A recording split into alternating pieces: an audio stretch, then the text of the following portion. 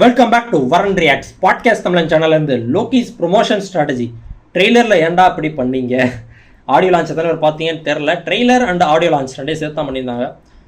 Trailer 3 தடவை போட்டாங்கன்னு நினைக்கிறேன். நான் வந்து ஸ்பீச் மட்டும்தான் பார்த்தேன். இந்த சாங்ஸ் அந்த பெர்ஃபார்மன்ஸ் அதெல்லாம் எதுவும் பார்க்கல. வெறும் எல்லாரோட ஸ்பீச் மட்டும் தான் கேட்டுகிட்டு இருந்தேன். ஸோ அந்த சாங் மோனிகா சாங் வந்து சௌபின் அவரும் சேர்ந்து ஆடி இருக்காரு. அதுவுமே நான் ரியாக்ட் பண்ணுவேன். கூட சொல்கிறேன், மேபி இந்த வீடியோக்கு அப்புறம் கூட வரலாம். அதுவுமே செக் பண்ணி பாருங்கள்.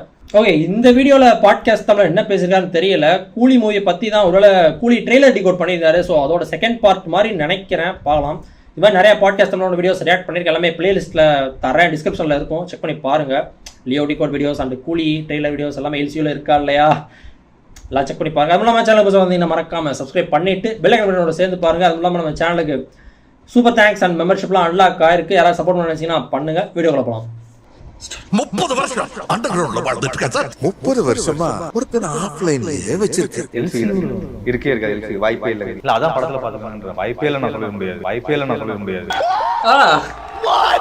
இவரோட இன்டர்வியூ ஒன்று பார்த்தேன், ஆனால் இந்த இன்டர்வியூ நான் பார்க்கல. டெஃபினட்டாக கண்டிப்பாக தியேட்டருக்குள்ளே வரவங்க டிசப்பாயிண்ட் ஆகி போகிறதுக்கு வாய்ப்பு இல்லை. போதும் போதுங்களுக்கு சாட்டிஸ்ஃபை தான் போகிறீங்க. அது நாங்கள் இறங்க போதும் போதுங்களுக்கு சாட்டிஸ்ஃபை தான் போகிறீங்க. அது நாங்கள் இறங்க விஷ்ணு இடவன் அவரோட இன்டர்வியூ ஒன்று பார்த்தேன். பட் நிறைய பண்ணி கொடுத்துருக்காரு போல இன்டர்வியூஸ் தான் பார்க்கல. Hey guys, welcome back to another episode of PT. ட்ரெய்லரை நம்ம பார்க்கும்போது நமக்கு ஏன் ட்ரெய்லர் வந்துட்டு சுமாரா தெரிஞ்சுது, ஏன் பெரிய அளவுல ஒரு ஃபயரா தெரியல, ஏன் அந்த அளவுக்கு ஒரு இம்பாக்ட் கொடுக்கல, படத்துக்கு ஏன் ஹைப் கொடுக்கல அந்த ட்ரெய்லர், எந்த இடத்துல ட்ரெய்லர்ல பிரச்சனை இருக்கு, ட்ரெய்லர் கட்ல ஏதாவது ப்ராப்ளம் இருக்குதா, அண்ட் ட்ரெய்லர் பிளேஸ்மெண்ட்ஸ் டயலாக்ஸ்ல எதுவும் ப்ராப்ளம் இருக்குதா, அண்ட் தென் விஷுவல்ஸ் பெரிய அளவுல இம்ப்ரெசிவா இல்லையா, என்ன நடந்தது நீ சொல் சேதுபதி. இது எதுவுமே கிடையாது. எல்லாமே பெர்ஃபெக்ட்டா இருந்துச்சு. ஒரே ஒரு விஷயத்துல மட்டும் மிஸ்டேக் பண்ணிட்டாங்க. அதனாலதான் ட்ரெய்லர் சுமாரா தெரிஞ்சுது. அதாவது எந்த இடத்துல மிஸ்டேக் நடந்துச்சுன்னா, ஒருத்தர் இருக்காரு எல்லா சுமாரான படத்தையும் சூப்பரா ஆக்கி விட்டு படத்தை காப்பாத்தி கேப்பபிலிட்டி இருக்கக்கூடிய ஒருத்தர். அவர் வந்துட்டு இந்த படத்துல அதாவது ட்ரெய்லர்ல மிஸ்டேக் பண்ணி காப்பாத்தாம விட்டுட்டாருங்கிறத சொன்னா உங்களால நம்ப முடியுதா? என்னப்பா சொல்ற? அதாவது படத்தை காப்பாத்துறவர்னு சொல்லும் போது உங்களுக்கு தெரிஞ்சிருக்கும். ஒரு அக்ஷரா அனிருத் தான் நான் சொல்றேன்.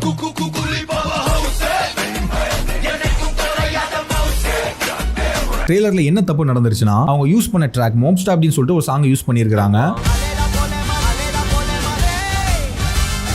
அதுதான் ட்ரெய்லரை வந்துட்டு நமக்கு ரொம்ப சுமாரா கம்மியா காட்டிருச்சு. விஷுவல் இம்பாக்ட்ஃபுல்லா இருக்கணும்னா அதை மியூசிக் தானே பூம் பண்ணி விடணும். சோ அது வந்துட்டு இந்த சாங்ல இல்ல.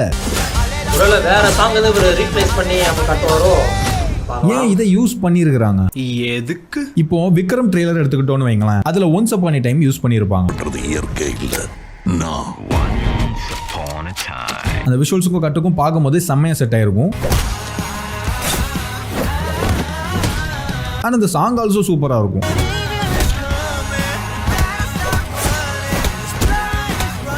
அண்ட் அப்படியே லியோ ட்ரெய்லர் வந்தோம்னா ரட்டட்டா யூஸ் பண்ணியிருப்பாங்க. ஸோ அதை நான் சொல்லவே வேணாம் எந்த அளவுக்கு அது பயங்கரமா இருந்துச்சு அப்படின்னு.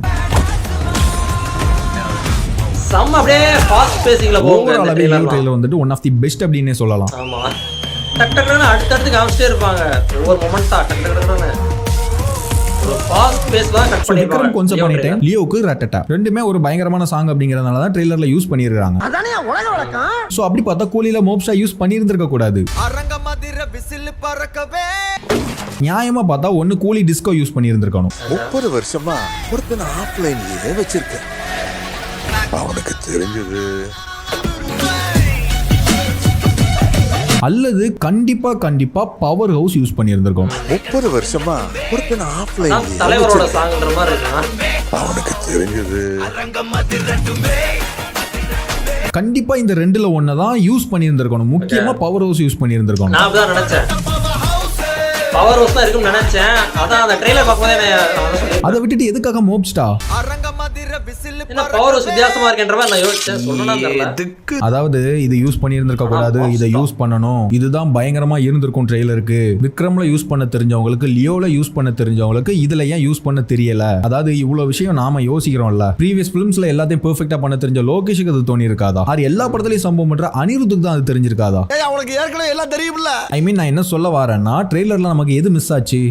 படத்துக்கான ஹைப் வந்துட்டு மிஸ் ஆயிருச்சு. பெரிய அளவுல படத்துக்கு எதிர்பார்ப்பா கொடுக்கல இந்த ட்ரெய்லர். சோ வந்து வந்துட்டு லோகேஷ் எதிர்பார்க்கறதும் அதுதான். சொல்ல போனா அவர் எதிர்பார்க்கறதா நடந்துகிட்டு இருக்கு. அவர் பிளான் படி தான் எல்லாம் போய்கிட்டு இருக்கு. ஹைப் வேணாம் அப்படிங்கறத வந்துட்டு அவர் டிசைட் பண்ணிருக்கிறதுனால தான் ட்ரெய்லருக்கு பவர் ஹவுஸையும் டிஸ்கோவையும் அவாய்ட் பண்ணியிருக்காரு. பிகாஸ் ப்ரீவியஸ் ஃபிலிம் அவருக்கு ஒர்க் அவுட் ஆகாததுக்கு காரணமே இந்த ஹைப், எக்ஸ்பெக்டேஷன் இது எல்லாமும் தான்.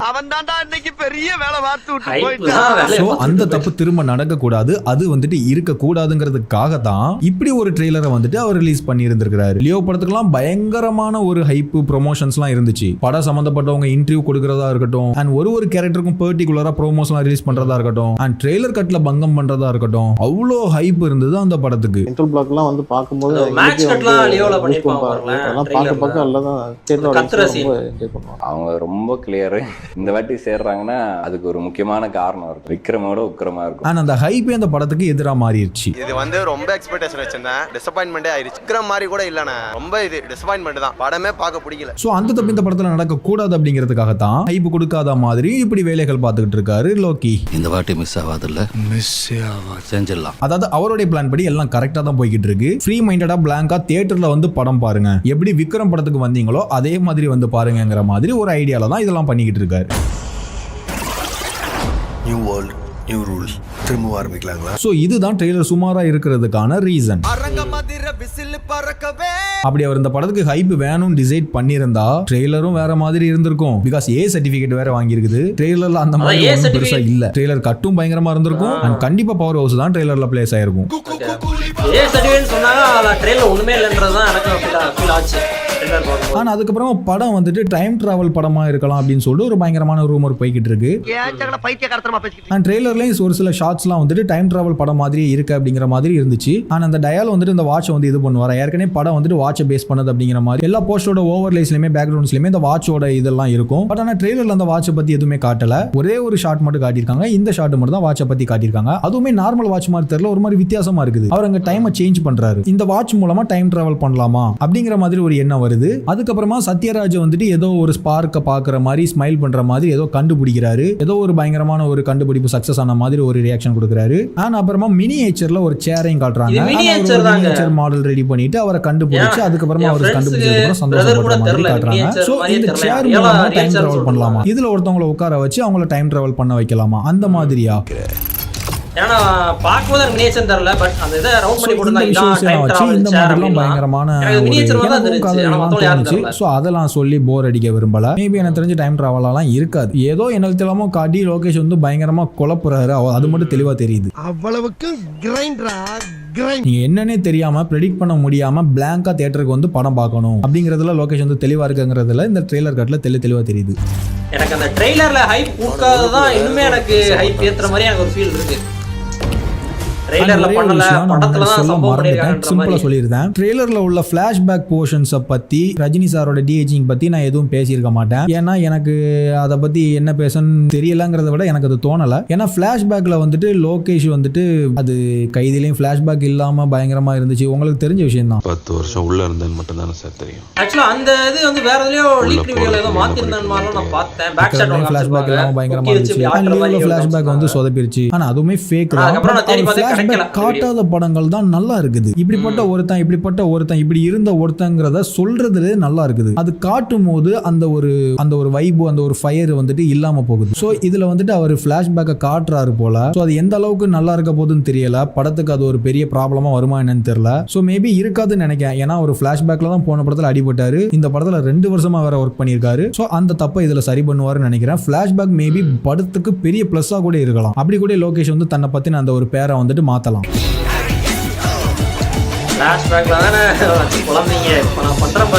சோ அது என்ன நம்ம வெயிட் பண்ணி பார்த்தா தான் தெரியும். சோ அதனால தான் நான் ஃபிளாஷ்பேக் போர்ஷன்ஸை பத்தி நான் பேசல. சோ அவ்வளோ மற்றபடி வேற ஒண்ணுமே இல்ல. நெக்ஸ்ட் வீடியோல மீட் பண்ணலாம். Take care, bye bye. நான் செய்யாத ஒரு தப்புக்காக 30 வருஷம் அண்டர் கிரவுண்ட்ல வாழ்ந்துட்டு இருக்கேன் சார். 30 வருஷமா ஒருத்தனை ஆஃப்லைன்லயே வச்சிருக்கேன். உருவாக்குறது நீ பார்த்திபன் நம்பி 20 வருஷம் வாழ்ந்துகிட்டு இருக்கிற ஒரு ஆளு. 10 வருஷமா அவன் குழந்தைய அவன் பார்த்தது கிடையாது. இருக்காது, வாய்ப்பே இல்லைங்க. அதான் படத்துல பாத்துக்கணும்ன்ற வாய்ப்பே இல்லை நான் சொல்லிட முடியாது. இப்போ நீங்க சொன்ன பிறகு எனக்கு பயங்கர ஹைப் ஆயிருச்சு. டெஃபினட்டா கண்டிப்பா தியேட்டருக்குள்ள வரவங்க டிசப்பாயிண்ட் ஆகி போறதுக்கு வாய்ப்பு இல்லை. இவரு என்ன பண்ணாலும் ஒரு எல்சிஓ கனெக்ட் வேற சொல்லிட்டு போறாரு. அது வேற என்ன பண்ணிருக்கா என்னன்ற அதை வேற யோசிக்க வைக்கிறாரு. அதான் ட்ரெய்லர் வந்து ஹைப் கொடுக்காட்டியும் எனக்கு அதான் வாண்டடா பண்ணிருக்கேன், அது தெரிஞ்சதுதான். அது எனக்கு அப்படிதான் ஃபீல் ஆச்சு. நிறைய பேர் அப்படிதான் ஃபீல் ஆயிருக்கும். ஸோ இப்படி பண்ணியிருக்காங்கன்னா இப்போ ஹைப் இருக்குது. ஐ மீன் ஹைப்னா சொல்லுது ஹைப், அந்த ஒரு சம்பவம் இருக்குது, சம்பவம் உறுதி அப்படின்ற மாதிரி ஏதோ படத்தில் பண்ணியிருக்காங்க அப்படின்றது தான் நிறையாவது போய் சேர்ந்துருக்கும்ண்ணா. ஸோ அது இன்னும் தான் அந்த ஹைப் ஏற்றிருக்குன்னு தான் நான் சொல்லுவேன். பார்க்கலாம் என்ன பண்ணியிருக்காங்க. எல்சியூ கனெக்டடாக அந்த 30 வருஷம் அந்த வேறு சேர்த்துருக்காரு. இது ஒரு என்ன சொல்கிறது, குட்டி பார்ட் 2 மாதிரி எனக்கு ஃபீல் ஆகுது. ஆல்ரெடி கூலி ட்ரெய்லர் டிகோட் பண்ணியிருக்காரு. ஸோ அதோட ஒரு குட்டியான ஒரு பார்ட் 2 வீடியோன்ற மாதிரி தான் எனக்கு லைட்டாக ஃபீல் ஆகுது. நல்லாயிருக்கு. அதுவும் இல்லாமல் இப்போ தான் பவர் ஓ சாங்கை பற்றி ஃபயர் ஸ்டாம் வீடியோவில் பேசிக்கிட்டு இருந்தேன். ஃபயர் ஸ்டாம் தமிழ் லிரிக்கல் வீடியோவில். ஸோ அதில் சொல்லி நான் அனிருத்தை அதை கம்பேர் பண்ணி, பட் அது என்ன சொல்கிறது, ஒரு ஹெல்த்தியான கம்பேரிசன் தான். நான் அதில் சரியாக சொன்னேன்னா என்னென்னு தெரியல, எனக்கு ஞாபகம் இல்லை. ஓகேவா, அது ஒரு ஹெல்த்தியான விஷயமாக தான் நான் சொன்னேன். பட் இன்னும் அதை ரிலீஸ் பண்ணலை. ஓகே, இனிமேல் தான் பண்ண போகிறேன். பட் அது ஒழுங்காக சொன்னால் என்னென்னு எனக்கு தெரியாது, சரியாக தெரியல. ஸோ அதான் இந்த வீடியோவில் நான் சொல்லிகிட்டு இருக்கேன். என்ன சொல்கிறது, பவர் ஹவுஸோட ஒருபடி மேலே தான் ஃபீல் ஆச்சு. அதான் அப்படி தான் ஃபீல் ஆச்சு. இன்னுமே அப்படி தான் இருக்குது. பட் அனிருத் வந்து நான் கொஞ்சம் கம்மி பண்ணியே சொல்லலாம். அவர் பயங்கரம் மியூசிக் பண்ணியிருக்காரு. செம்ம மாசான ஜெயிலரை தூக்கி விட்டதே அவர் தான். ஓகேவா, ரஜினி சாரே சொல்லியிருப்பாரு, ஜெயிலர் வந்து பார்க்கும்போது சுமாரான ஒரு படமாக தான், ஆவரேஜான ஒரு படமாக தான் ஃபீல் ஆச்சு.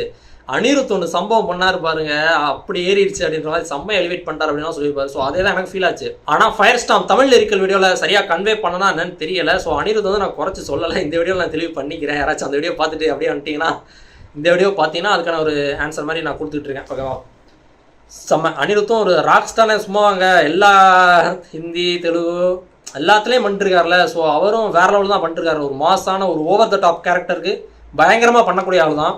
மொக்க படத்தையும் தூக்கி நிப்பாட்டிடுவார், தூக்கி பில்லர் மாதிரி வச்சு ஏற்றி விட்டுருவார் டப்புன்னு.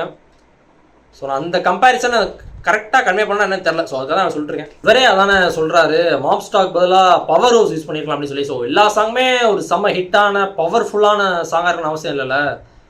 ஸோ மாப் ஸ்டார்ன்றது ஒரு சட்டிலான சாங்ன்ற மாதிரி மென்ஷன் பண்ணியிருக்காருல்ல. ஸோ அந்த ஒரு ஃபீல் தான், அந்த ஒரு இதில் தான் நான் அந்த கம்பேரே பண்ணியிருந்தேன்.